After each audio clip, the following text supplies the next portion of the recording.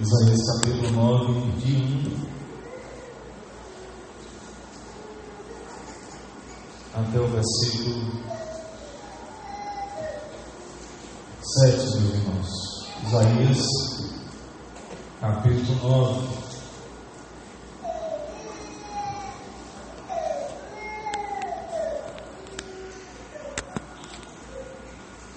Assim diz a palavra de Deus. Isaías capítulo 9, de 1 a 7. Mas para a terra que estava aflita, não continuará a obscuridade. Deus, nos primeiros tempos, tornou desprezível a terra de Zebulon e a terra de Naftali, mas nos últimos tornará glorioso o caminho do mar, além do Jordão, Galileia dos gentios. O povo que andava em trevas viu grande luz, e aos que viviam na região da sombra da morte, resplandeceu-lhes a luz. Tens multiplicado este povo, a alegria lhe aumentaste. Alegram-se eles diante de ti, como se alegram na ceifa, e como exultam quando repartem os despojos. Porque tu quebraste o jugo que pesava sobre eles, a vara que lhes feriu os ombros, e o cetro do seu opressor, como no dia dos midianitas. Porque toda bota com que andam os guerreiros no tumulto da batalha, e toda veste revolvida em sangue serão queimadas, servirão de pasto ao fogo. Porque um menino nos nasceu, um filho se nos deu, o governo está sobre os seus ombros, e o seu nome será maravilhoso conselheiro, Deus forte, Pai da eternidade, Príncipe da paz, para que se aumente o seu governo e venha paz sem fim sobre o trono de Davi e sobre o seu reino, para estabelecer e o firmar mediante o juízo e a justiça, desde agora e para sempre. O zelo do Senhor dos exércitos fará isso. Meus irmãos, que Deus nessa noite aplique a sua palavra em nossos corações. Vamos orar aí. Ó Deus, nós clamamos nessa noite para que o Senhor desvende os nossos olhos, para que contemplemos as maravilhas da Tua lei. Nessa noite nos voltamos para o Senhor, quebrantados, porque, ó Deus, podemos ter o conhecimento da Tua palavra, porque o Espírito do Senhor tem iluminado, ó Deus, as nossas mentes. E isso Ele não fará, ó Deus, enquanto a igreja, Senhor Deus, for peregrina nesse mundo. Não nos faltará luz, não nos faltará, ó Deus, o conselho, não nos faltará a Tua presença, Senhor. E nessa noite nós queremos, ó Deus, pedir que os nossos corações estejam, ó Deus, diante do Senhor como terra fértil, prontos, ó Deus, prontos para, Deus, a semente da Tua palavra ser semeada. Por isso, Senhor, nós pedimos, nos orienta, nos guia, porque ouvir a Tua voz é uma questão de sobrevivência nesse mundo, Senhor. Ouvir a Tua voz é vida.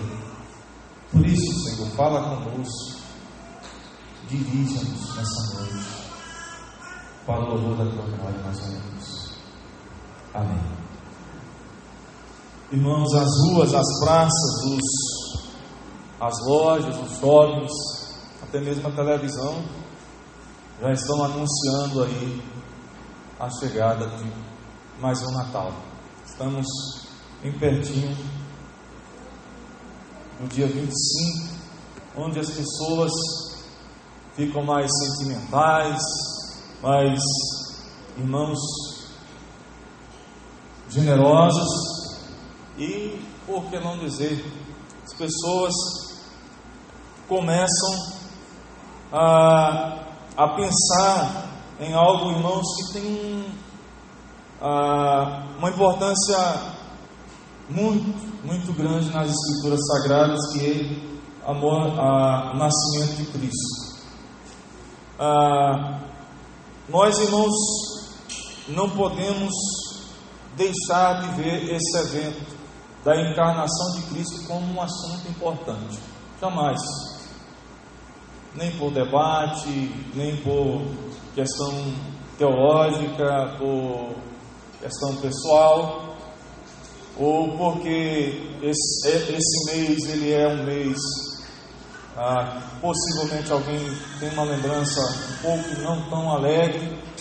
Mesmo assim, nós precisamos entender a importância, irmãos, do registro das Escrituras, porque as Escrituras mostram para nós que esse assunto foi de suma importância para o Evangelho.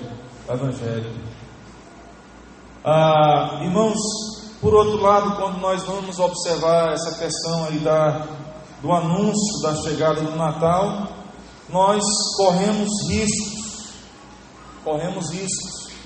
de olhar para esse evento como um evento simplesmente superficial, a partir, meus irmãos, de uma cosmovisão que não nos apresenta nenhum entendimento do que está acontecendo. A pessoa simplesmente ela celebra e não sabe nem por que está celebrando, e logicamente isso não é interessante. Nós temos também, meus irmãos, o risco do consumismo. Comprarmos nessa data, porque aí o negócio, o espírito da época nos conduz a isso. Isso também é engano. Nós não podemos, isso é risco. Além desse risco, nós temos, irmãos, o risco de olharmos para esse evento a partir de uma ótica mundana. Os irmãos podem ver aí que à medida que nós vamos observar a celebração em si, nós vamos ver que na mesma celebração nós temos perspectivas totalmente, irmãos, distantes da palavra de Deus. Isso também é possível. E eu queria nessa noite, a partir desse texto, irmãos, trazer algumas verdades, de certa forma, para que nós estejamos com a nossa fé fundamentada em algo importante, a palavra de Deus. E o texto que nos vem à mão nessa noite, que nós temos aberto aqui, é um texto muito importante, registrado há muitos anos atrás, até mesmo antes do próprio nascimento de Jesus Cristo. E o profeta Isaías é o profeta messiânico. Ele traz várias profecias relacionadas, irmãos, à pessoa de Cristo, à glória de Cristo e também o sofrimento do mesmo. Nós vamos ver lá em 1 Pedro, irmãos, que possivelmente, não somente do profeta Isaías, mas havia alguns questionamentos, algumas perguntas relacionadas às profecias de Cristo Jesus. Os irmãos podem ver lá em 1 Pedro acerca disso, que eles ficavam indagando, querendo saber quando seria esse tempo, então, da profecia, do cumprimento da profecia. Isso está muito presente no Novo Testamento, muito mesmo. Então, meus irmãos, nessa noite eu queria então me atentar para essa profecia do nascimento de Jesus Cristo, porque é exatamente isso que nós temos. E o profeta, num contexto também, um contexto de opressão, muito parecido com alguns salmos que eu tenho compartilhado com os irmãos, salmos de homagem, ele também está num contexto de opressão. Ele está vendo, irmãos, a nação sendo tocada por espírito de uma opressão. E aí ele fala para essas pessoas acerca de um libertador, alguém que viria para salvar o seu povo. E eu queria então mostrar 3 verdades, irmãos, desse texto aí, o que essa profecia nos mostra. Em primeiro lugar, por favor, atentem comigo, o versículo 1.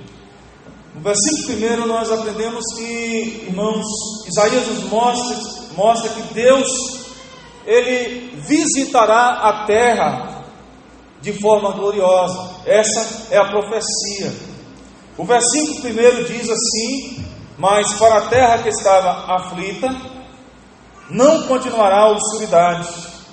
Deus, nos primeiros tempos, tornou desprezível a terra de Zebulon e a terra de Naftali, mas nos últimos tornará glorioso o caminho do mar, além do Jordão, Galileia dos gentios.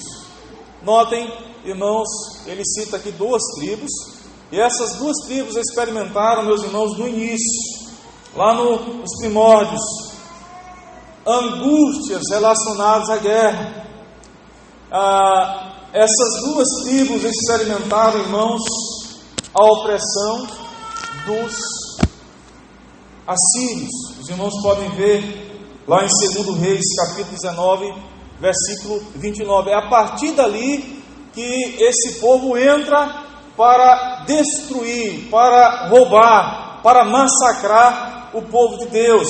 E é nesse sentido que o profeta vai falar para nós que essa terra até então estava aflita. Mas a perspectiva não é somente anunciar o momento, mas falar de algo também, irmãos, futuro. É isso que o profeta está narrando. A profecia, ela fala de algo para aquele momento, mas ela vai mais além e anuncia o futuro. E em Mateus capítulo 4, nós vemos a partir do versículo 13 a 16, que essa profecia, ela se cumpre, meus irmãos, quando Jesus Cristo veio ao mundo. E se tem algo que o evangelista Mateus, o evangelho de Mateus, narra para nós, irmãos, ele vai pontualmente, capítulo 1, capítulo 2, falar para nós, ele vai nos mostrar que Jesus Cristo é o Rei glorioso, o Rei dos judeus. Esse é o propósito do evangelho de Mateus. E aí ele fala da genealogia de Cristo, ele fala, meus irmãos, dos acontecimentos do nascimento de Cristo. Pontualmente, em cada evento, ele coloca profecias do Antigo Testamento, mostrando e apontando para os seus leitores: olha, está se cumprindo, ou naquela ocasião, se cumpriu, porque aqui nós vemos o cumprimento de Jesus Cristo, o cumprimento dessas profecias. A profecia, então, nesse sentido, irmãos, se cumpre na época de Cristo, quando Cristo vem ao mundo, quando o Filho de Deus se encarna e vem habitar entre nós, nesse mundo. O texto, ele caminha e nos mostra, meus irmãos, que nesse tempo era uma região tomada pelas trevas. O versículo 2 mostra para nós: povo que andava em trevas viu grande luz, e aos que viviam na região da sombra da morte resplandeceu-lhes a luz. A palavra, irmãos, aqui no texto nós temos escuridão, aponta para 2 coisas: angústia e também desespero. Era esse o contexto desse povo, uma narrativa para nós entendermos a aflição do povo de Deus nesse tempo, tanto no momento de Isaías, no tempo de Isaías, como também no tempo de Jesus, quando Jesus vem ao mundo. Tempo de desprezo, tempo de aflição, tempo de opressão também. Meus irmãos, e o texto, ele diz para nós que esse povo vivia na região da sombra da morte. Essa linguagem não é uma linguagem estranha. Nós vemos essa linguagem lá no Salmo 23. Era uma região, meus irmãos, dominada pelos inimigos. Aqui, quando o profeta fala da sombra da morte, ele está falando, irmão, do cativeiro. Ele está falando para nós, irmãos, do que de fato era o sentimento naquele momento: morte, sombras, escuridão, aflição, dor, sem perspectiva, da parte de Deus, silêncio.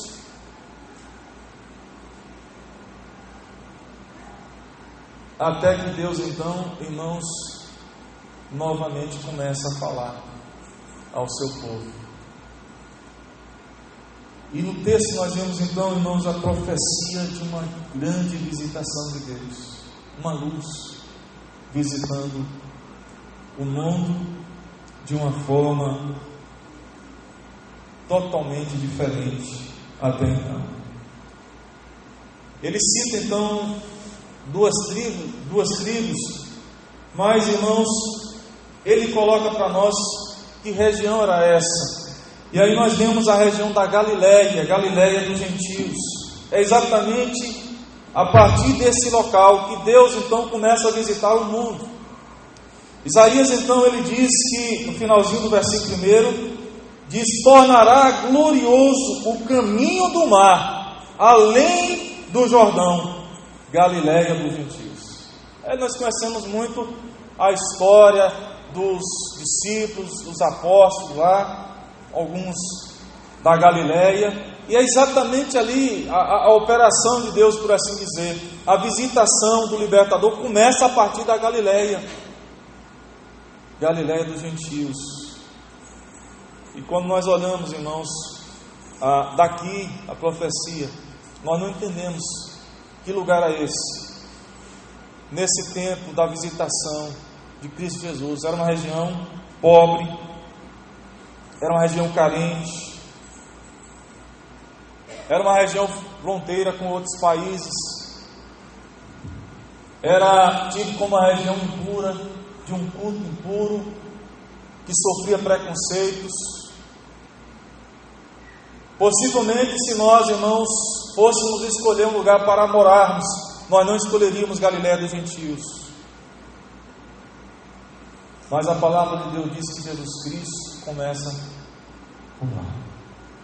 Deus, os primórdios, ele aponta uma profecia, usa Isaías e diz: olha, Galileia dos gentios, é a partir dali que eu visitarei o mundo com a minha luz gloriosa, Jesus Cristo.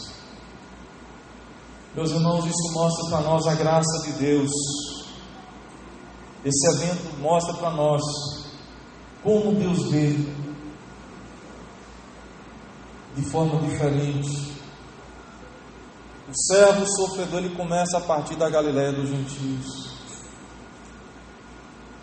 Então, quando nós aproximamos da palavra de Deus, nós devemos entender isso. Esse momento deve, irmãos, trazer ao nosso coração essa lição. Deus, ele visitou o mundo com a sua luz gloriosa. Jesus Cristo, o Senhor. Alguém colocou que o maior acontecimento do mundo não foi o homem ir à lua, foi Deus pisar na terra. E ele pisou na terra. Diz a palavra de Deus, irmãos, no Evangelho de João, que Deus, o Verbo, se fez carne e habitou entre nós, e vimos a sua glória como do unigênito do Pai. Essa é a perspectiva bíblica do Natal. Não tem, irmãos, outro sentimento que não o nascimento de Cristo. Deus visitando a terra com a sua cruz gloriosa. Terra dominada pelo reino parasita de Satanás. Terra dominada pela sombra da morte. Terra dominada pelo cativeiro. Povo sem perspectiva nenhuma. E Deus então ele coloca o Salvador para redimir o seu povo, para abençoar o seu povo. Em segundo lugar, meus irmãos, a profecia de Isaías capítulo 9 nos ensina que Deus promete libertar para si um povo. O versículo 2 diz também: o povo que andava em trevas. O que esse povo viu? Viu grande luz. e aos que viviam na região da sombra da morte, resplandeceu-lhes a luz. Eu pergunto: que luz é essa? Meus irmãos, quem não podia ver a luz, contempla a luz. Quem não podia enxergar, agora contempla. Uma luz que dissipa as trevas. Uma luz, meus irmãos, que guia. Uma luz que aponta uma direção nesse mundo tenebroso. Meus irmãos, vale a pena nós observarmos depois do capítulo 2 de Mateus, quando os magos veem aquela estrela. Estava estudando essa semana, a perspectiva ali, irmãos, não é simplesmente um astro. Ali o próprio Deus, com a sua luz, guiando aqueles homens. E o nascimento, eles não têm a leitura a partir dos astros, eles têm a leitura a partir das escrituras. Mas de fato, meus irmãos, aquele povo fora visitado por Deus. E a luz aqui no texto representa as bênçãos de Deus, representa a presença de Deus e representa a revelação de Deus. Esse povo não seria mais ignorante. Esse povo não seria mais, meus irmãos, viveria mais em trevas. Esse povo não mais andaria à sombra da morte. Porque Deus lhes dera a graça de ver a sua luz.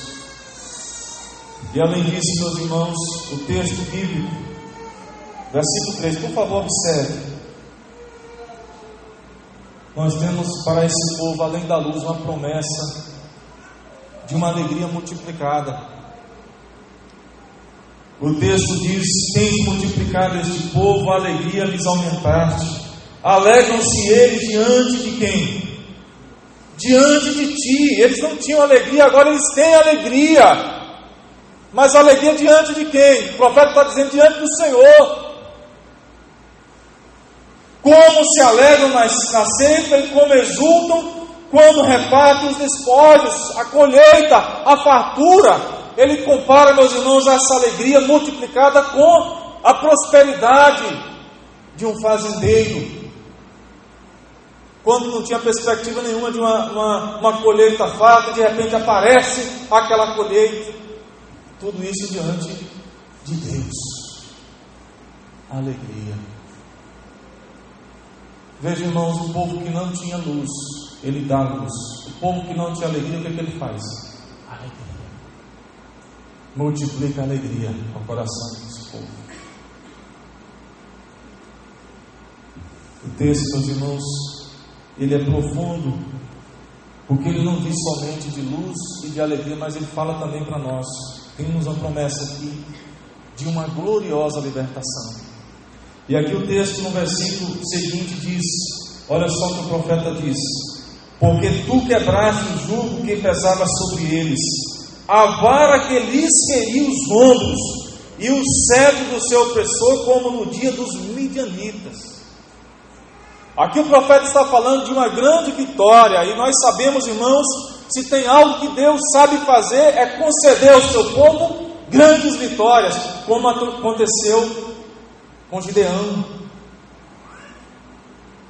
Deus usando lá Gideão e uns homens tímidos para enfrentarem os midianitas,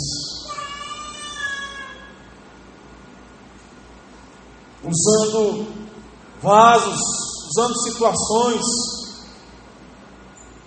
Quando nós começamos, meus irmãos, a observar como Deus usou Gideão, nós ficamos boquiabertos, porque não tinha possibilidade nenhuma daquele exército vencer o exército dos midianitas, mas diz a palavra de Deus que eles venceram,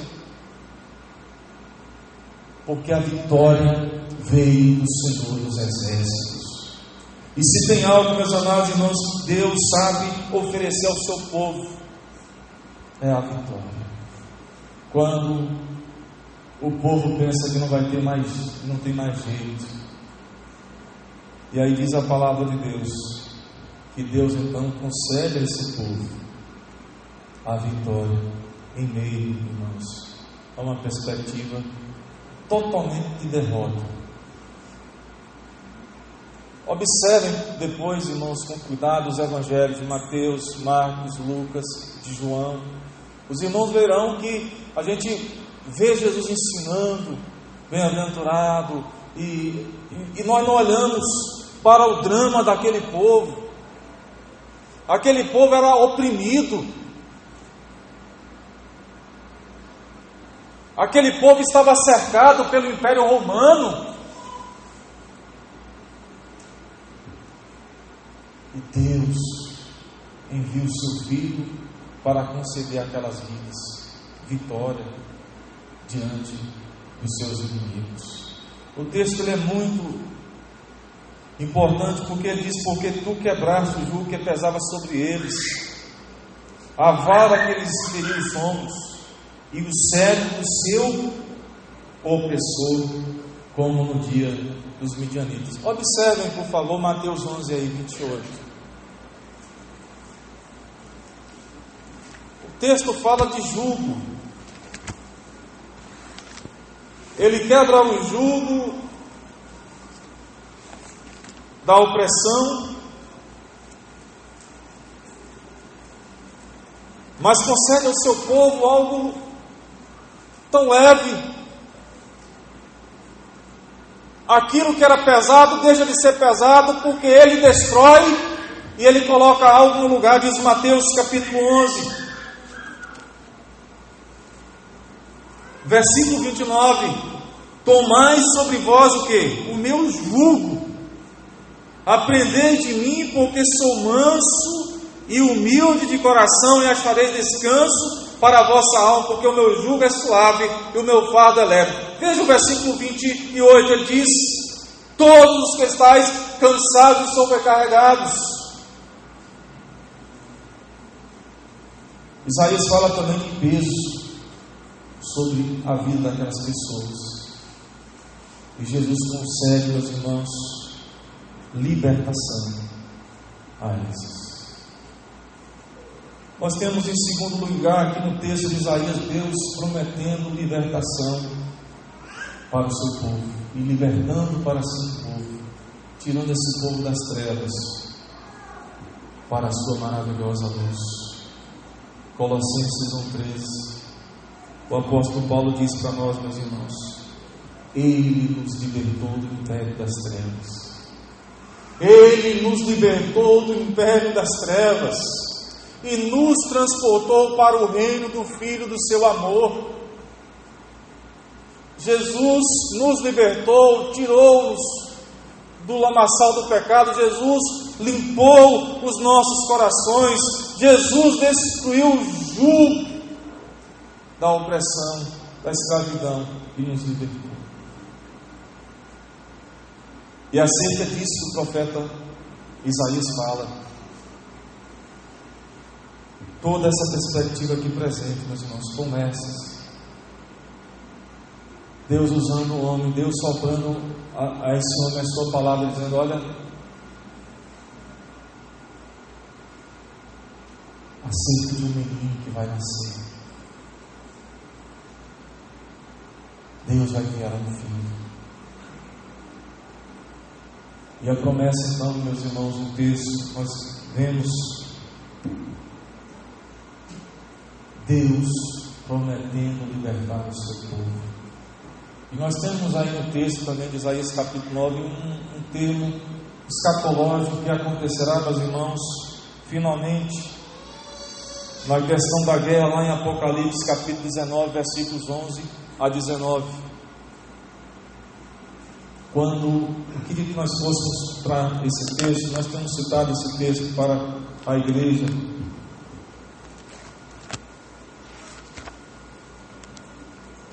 Ele vai acabar com a guerra no mundo.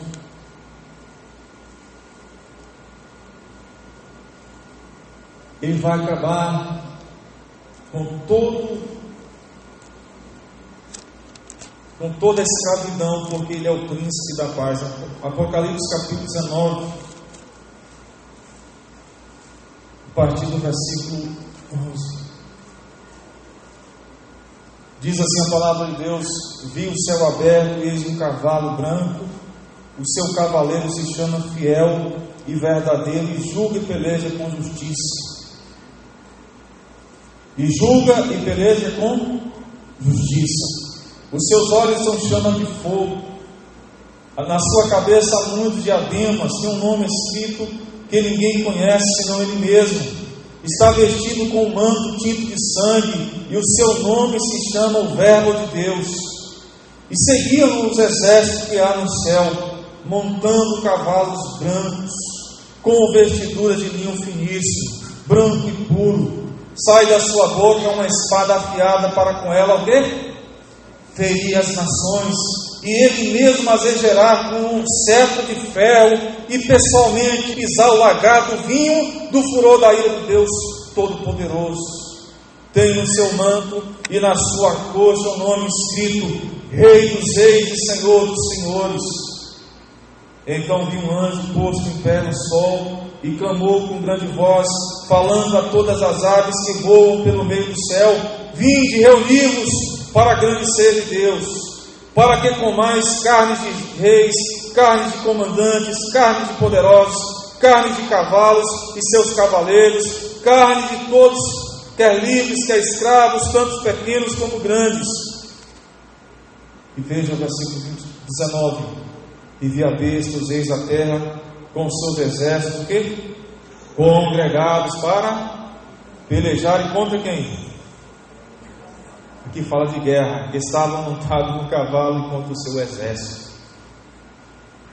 Mas a besta foi aprisionada, e com ela o falso profeta, que com os sinais feitos diante dela seduziu aqueles que receberam a marca da besta e eram os adoradores da sua imagem. Os dois foram lançados vivos dentro do lago de fogo que arde com enxofre. Os restantes foram mortos com a espada que sai da boca daquele que estava montado no cavalo, e todas as aves se fartaram das suas carnes. Aqui fala de Deus acabando com a guerra, contra os seus inimigos, contra, irmãos, projeto do diabo, reino parasita. Ele é destruído aqui, ele é tirado do mundo, e Deus então começa a limpar o mundo. O que o profeta Isaías está falando, meus amados irmãos, temos o cumprimento em Cristo, mas fala de toda a obra do reinado de Cristo no mundo, onde Ele tem levantado, escolhido para si um povo nos quatro cantos da terra. E finalmente o profeta Isaías, em terceiro lugar, ele revela a natureza do libertador. Ele fala, meus irmãos, da gloriosa luz. Ele fala de Deus libertando para si um povo. Mas a partir, meus irmãos, do versículo, por favor, versículo 6, vamos ler juntos aí. Ele mostra a natureza do libertador e diz: porque um menino nos nasceu, um filho se nos deu, o governo está sobre os seus ombros, e o seu nome será Maravilhoso Conselheiro, Deus Forte, Pai de Eternidade, Príncipe da Paz. Notem no início do versículo aí, Isaías falando das duas naturezas do menino. Ele declara a humanidade do menino, diz: um menino nos nasceu, mas em seguida ele declara a divindade, um filho. Quem é que está dando um filho? Deus está dando um filho. Um menino está nascendo, mas esse menino que está nascendo é Deus dando ao mundo. João 3,16 diz o quê? Porque Deus amou o mundo de tal maneira que deu o seu Filho unigênito, para que todo que nele crê não pereça, mas tenha a vida eterna. Jesus, ele é Deus. Ele é homem, mas Ele é Deus. E aí o profeta, irmãos, mostra para nós alguns atributos que manifestam então a presença de Deus nesse menino. O texto diz: maravilhoso conselheiro. Aqui fala da capacidade dele de aplicar a sabedoria. Olhe para o Evangelho, olhe para Mateus, olhe para Marcos, olhe para Lucas, olhe para João. Veja a sabedoria de Cristo. Vejam os apóstolos falando acerca de Cristo Jesus, de sua sabedoria, do que eles ouviram, irmãos.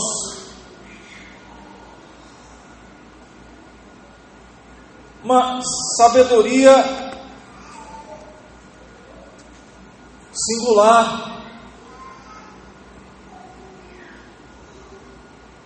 Vejam os seus sermões, vejam o seu ensino. Mateus capítulo 5, observe. Jesus é sábio. Jesus era alguém que estava familiarizado com os conselhos de Deus desde a eternidade, sempre eterno com o Pai, e na sua natureza humana, pisou na terra, ele foi aconselhado e dava bons conselhos. Maravilhoso conselheiro.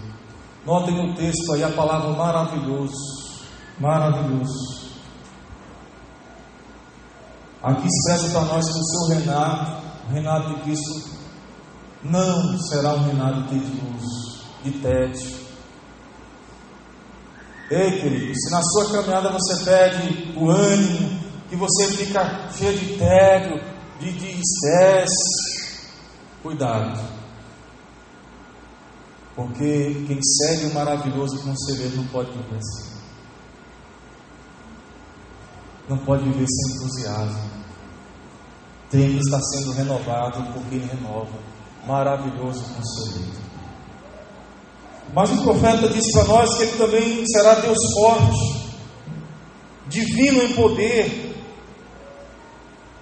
Olhemos para os milagres de Cristo Jesus, irmãos.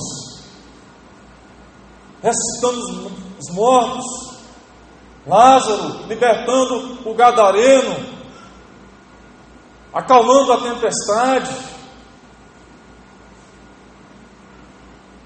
O que os apóstolos escreveram acerca da, irmãos, do poder de Cristo. Deus forte.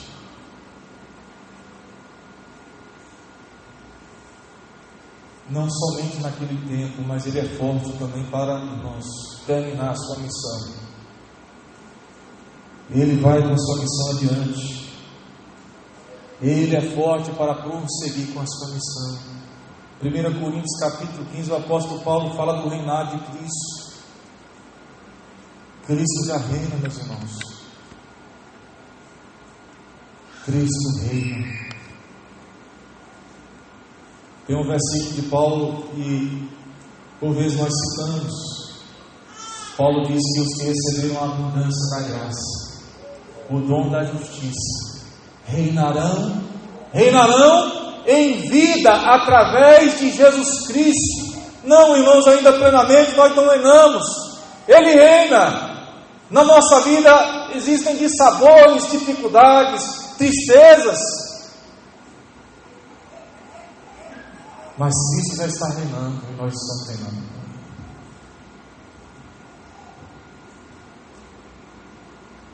Reinarão em vida, porque Ele é Deus forte. O texto diz também para nós, irmãos, que Ele é Pai da eternidade.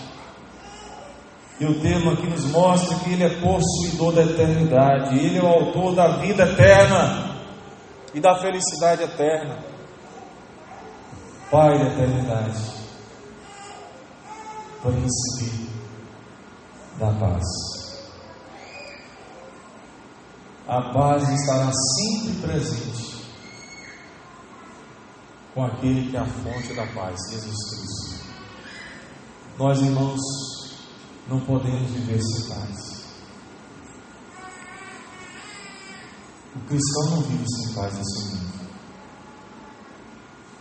Porque o nosso Senhor, Ele é o príncipe da paz.